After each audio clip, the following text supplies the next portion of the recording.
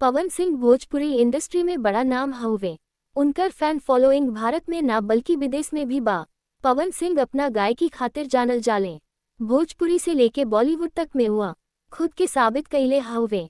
अभिनेता अपना प्रोफेशनल जिंदगी में सफल रहला के बावजूद निजी जिंदगी में बहुते उतार चढ़ाव देखले हउवे।